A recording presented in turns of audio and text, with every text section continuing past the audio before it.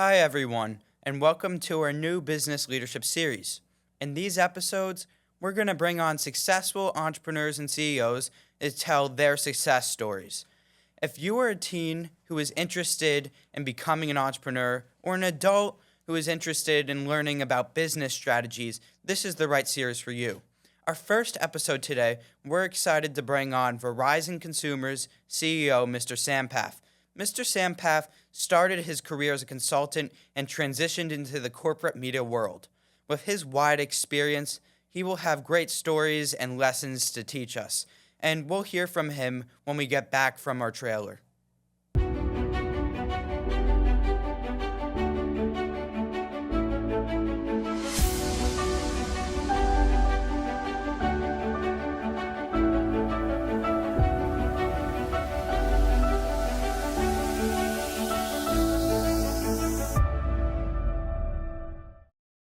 Welcome back, everyone. We're now with Sampath, Verizon Consumer CEO. Sampath, it's a pleasure having you on. Zach, it's so good to see you today. All right. So growing up, did you always know what you wanted to do, or did that change at a certain age? Like any kid, every 6 months it changed. I started off wanting to be a firefighter, then I wanted to be a cop, and then somewhere in the middle, I wanted to be an astronaut. And then as it kind of got to the high school, I wanted to be an engineer. I wanted to be an engineer. I wanted to design and build things. But I'm not an engineer right now. So there was a pretty big shift, post high school. All my courses I took in high school were around engineering. I took the equivalent of EP chemistry, AP biology, AP physics, AP calculus, all the difficult courses because I was destined to be an engineer. And then I didn't get into a good engineering school. I just didn't. It didn't happen that way. I didn't get into engineering school. And then I made a hard pivot and I decided I wanted to be an accountant. I know the two things are not that this, but I made a hard pivot and it worked out well. So, sometimes in life things work out, and as long as you do your best, you end up in a good place. Yeah, and I know you began your career at KPMG in India. How is the work environment different there than in America? India is intense. As they say, India is not for beginners. India is intense. The country is growing so fast. There's so many opportunities, and I was there in the early 2000s where we had just opened up the economy, the internet had just started, things were moving really fast. So I spent a couple of years there, just right out of college, out of undergrad there, and I went 2 years, and I realized I wanted to come to the US to do an MBA, and that's when I ended up landing up in Boston. Yeah, so after KPMG, you moved to Adventus, right? I went to business school. I went to business school in Boston. I did that for 2 years. I specialized in strategy and policy, which is all a lot of business school folks do. And then after that, I worked in this very small. I was quite keen on doing consulting. But I wanted to specialize in one consulting. So here, all we did was tech and telecom consulting. Very small niche boutique firm. I worked there for a little less than 2 years. I worked on some really cool projects. One of the coolest projects I worked on there was the iPhone. What Really? you guys hold right now, I had an opportunity to work, in Apple at senior most levels there, basically defining what the iPhone can do, and that was a turning point for me in many ways. And after that, I did other things. So you worked, when you did that, that was at Boston Consulting Group, right? Yeah, I was at Adventus. That's where I did the Adventus, projects. and then Yeah. at Boston Consulting, how is the work environment there? Look, Boston Consulting Group is an amazing company. It's some of the brightest people in the world. They hire from the best colleges, from the best schools. It's just a talent powerhouse. But it also has a nice humanity to the place. It's not all business. It's a balance of business as well as humanity. It's a great place. Look, I would recommend it to anyone. If my kids ever go into consulting, I would highly recommend they go there. But what's interesting about the place is people come from different backgrounds, but they're all brought together by this mission of just finding the better answer. Because look, consultants are not specialists in any field. I'm 24, 25 years old. I'm advising a person who's been doing something for 30 years. There's no way I can outdo that person. So how do you come at a problem with pure analytical skills, horsepower, to help people make decisions? And that's all people were sold on. So whole day we used to spend time on spreadsheets and data, trying to find the better thing. That is an amazing experience for me. So being a consultant, what do you think, what strategy you think is best for client retention? Oh God, such a tough question, Zach, to ask. Look, at the end of the day, in consulting, you are paid to solve problems.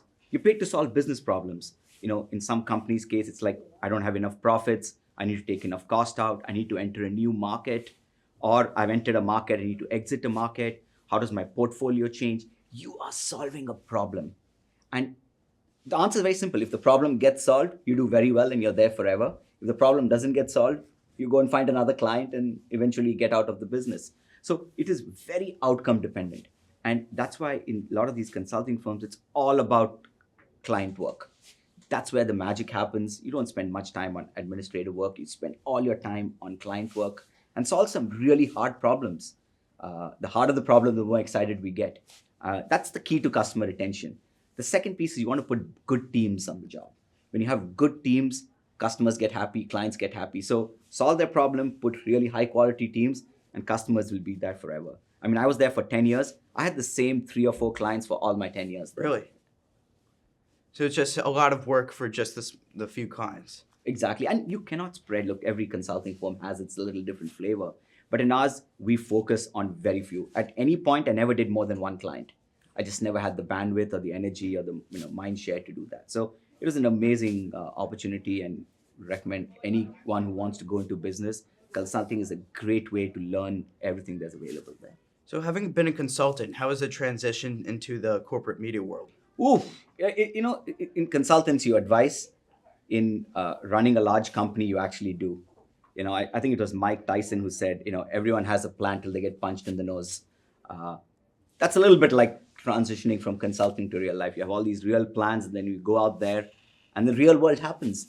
The first 6 months was tough because I grew up in an environment where everything was perfect, everything foot left to right, top to bottom.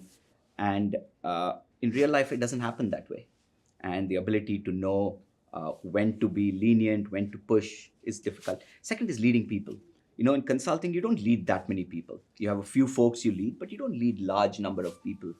The first role I had, I think 700-800 people working for me. That's a lot. I know. It was a tough jump from having run 2 or 3 people. So I had to learn.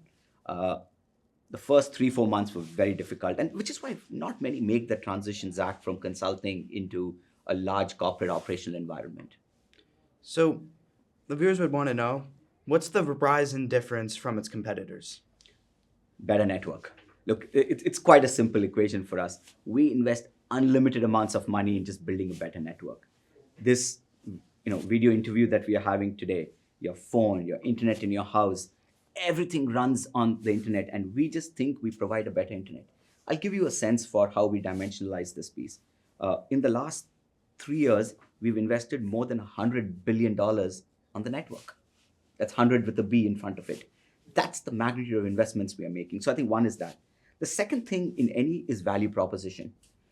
How we offer to the customer, what type of plans we have, what type of perks we have, how we pull that together. So that's a second element of differentiation. The third element of differentiation is brand. And brand is a very difficult thing to put on paper. There's this irrational love you have for a brand, or irrational hate you have for a brand. It can cut both ways. So we think it's a better network with a value proposition that's second to none, and then brand love. Look, our brand, when you think of Verizon, you think of trust, you think of reliability, you think of innovation. There are many things you don't think of. We're not the warm, cuddly, friendly company. We're a little bit corporate. We get things done. We provide you the best network. So we think those are our 3 big differentiators, Zach, today. Now, to maintain that great brand image, you must have a great workforce. What type of candidate are you looking for a Verizon employee? Oh, I'm so happy. This is my favorite question so far. Everyone can deploy capital.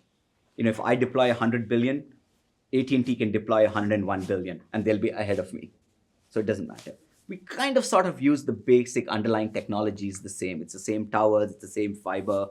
But what differentiates us is our people and our talent. We call it operational edge, where we have slightly better performance on. It's like an athlete, like Tom Brady or LeBron James. They're just slightly better on every single parameter. So when you put it all together, it makes for a better product, in their case, a better athlete. We think of us as the same way as well, where we bring in really good people. For us, what we want is people who are very motivated.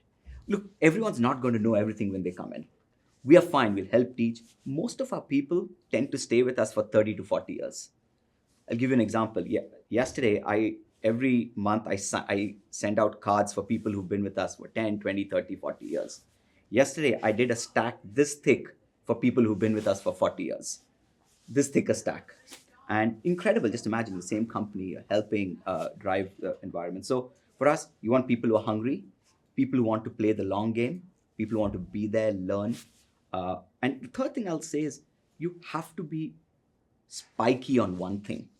Because what you have is, look, the candidate pool is quite competitive, but every candidate has to be really, really good on one thing. And it can be different. Some shine on technical competence, some shine on the ability to communicate, some shine on leading teams, but you have to know your superpower. Like that should be your shot. Every time you go and interview in a place, the first thing is, what's my superpower? How am I going to sell it to that person? So we look for superpowers in people. Now, I've noticed that, like, whenever I go to the location in the mall, they're always there to help and they know everything off the top of their head. Like, that's something I've always noticed that's consistent. Yeah, look, they're in front of the store. It's simple. When someone comes to your house, you go to the door and greet them. That's how we think of our stores. We have 7,000 stores, and we think of that as an extension of our house. So we want to greet people when they come in. We want to walk them into the door. When they leave, we like to take people to the door and escort them out and give them their bag. Look, this is part of customer experience. People will remember that always. Now, in advertising, I keep seeing about, the new 5G network. What's the 5G difference from a 4G connection? I think 5G, at a very basic level, Zach, 5G is 4G done faster. It's just faster speeds. But I think that's only a small portion of it. 5G lets you do at a lower cost. So as you guys consume more data, more Snap, more videos, more YouTube, we got to produce that in what I call in the wireless factory. So 5G helps produce that at a lower cost. The second is latency. When you click something, how fast something happens. You play Fortnite? No. You don't play Fortnite? No. Valorant? No. You know people who play that? I know some people, but I personally don't play video games. Okay. I will take that back to my family. But remember this, latency is super important in gaming. People say, hey, my ping is too high. That's latency. That's what 5G does. We lower the latency. Third thing is power. It consumes less power, so it's green for us, so we can help with that. Fourth is device density. If you've ever been to a game, you have 60, 70,000 fans all on their phone. I don't know whether they're watching the game or watching the phone. But to have that many sites, that many users use the phone at the same time, only 5G can do that. So we're at the start. We think 5G is the start of the fourth industrial revolution. 5G plus AI can really bring fundamental differences and new innovation in the economy. We're investing in it. It's a little slower than what I would have liked. I call it professional impatience, but we all have that. Now, going around the neighborhood, sometimes I notice not everywhere has 5G. Do you guys plan to have 5G everywhere eventually? I would like to have 5G everywhere, but it's tough. It's tough because some of it is physics. I don't know how many physics courses you've taken, but sometimes, near water, near mountain, it's difficult to propagate signals, RF signals into those places. Second is communities. Some communities don't let you set up sites. For example, I live in Shortles. It's not easy to get a site permit up and running for it. I would love to put 10 sites here, but you don't find the right space. So that's our goal, that's our vision, but the practical realities and zoning sometimes comes in the way. So you've talked about consulting and, being a business leader in the corporate media world. What do you think it means to be an effective business leader? Leadership is I have an easy description of leadership. You get work done through others. For example, if you're an athlete, you just work on your own. When LeBron gets up in the morning, he works on how he's a better athlete. He's a great player, but he's not a leader. Leadership is getting work done through other people and knowing how to and everyone is motivated differently. So first is building consensus. What's your plan? What's your vision? Get buy-in on the vision. And then everyone is motivated differently. How do you keep that? I have this whole philosophy of what I call commander's intent. In a war, when the general says, go and take that hill, it's very difficult to be precise, take the hill this way and that way. You got to let the leaders on the ground go and do the work. But you have to be very clear on what the commander's intent is. So for me, it's getting work done by others people, being very clear on what the vision is, and then you got to have fun with your people, let them go and do the work. That's what leadership is. And there is no playbook for leadership. Thousands of books have been written by leadership. I'm sure at one point I will write one as well. And at the end of the day, it's a very personal thing. No two managers are alike. Everyone leads differently. Some lead with the carrot, some lead with the stick, some lead with inspiration, some lead with motivation, some lead with vision. You got to find your own groove. And I found it pretty late in my career because I was always an individual contributor till pretty late. And now I manage hundreds of thousands of people. And what I find is people have infinite capacity. You think an organization or a team only has this much capacity, but when you go and tell them what needs to be done, suddenly capacity opens up. That's the magic of leadership. Now, talking about leadership, what kind of work environment would you describe Verizon as? It's collegial, it's very mission driven, but it's large and sometimes bureaucratic. And that's the tension we are trying to sort out. Because we operate some very critical infrastructure in the world today. Most of the government systems, our own systems, your internet at home, hopefully, your phone. So we take ourselves seriously, but it's a collegial environment. I do want to take bureaucracy down. I want to get faster to decision, be more agile, what we call bias to action. So I think it's a good environment for folks to come into work and learn. It's a large force. We are always looking for good people. Given the size and scale, there's a lot of opportunities for people to grow. So, for example, I've been at Verizon 10 years, Zach. I've done 7 jobs at Verizon. I've run engineering. I've built products. I was a CFO. I did tax, audit. I did enterprise sales. I was a chief marketing officer in one place. And now I run the whole group, if you will. So you are able to see different things. People love that. So it attracts a nice environment. There's a lot of cross-functional pollination that's helpful. Now, on a different note, I love to read the Wall Street Journal. I noticed you were a Wall Street Journal board member. How'd you become part of it? Look, it's a great thing. I highly recommend students read the journal every day. If it's not every day, catch up on the weekend. It's phenomenal. They have student subscriptions. It's a great use. The Times as well, but the journal just has a special place for business students to do that piece. The Wall Street Journal CEO Council, it's a bunch of CEOs. We meet maybe 6-8 times a year, and it's cross-functional, cross-industry. So I have people from consumer packaged goods, from media, from this, and we meet to talk about issues. We were in DC last week, and we spoke about the election. What's going to happen in the election, how it could impact our overall corporate environment. Also, there's a big Supreme Court case, the Chevron case, that's going to be decided in June. How does that have implications on us? So it's a great place for CEOs to get together, and it's not competitive. You're not competing with each other. You're learning from each other. It's a pretty chilled environment.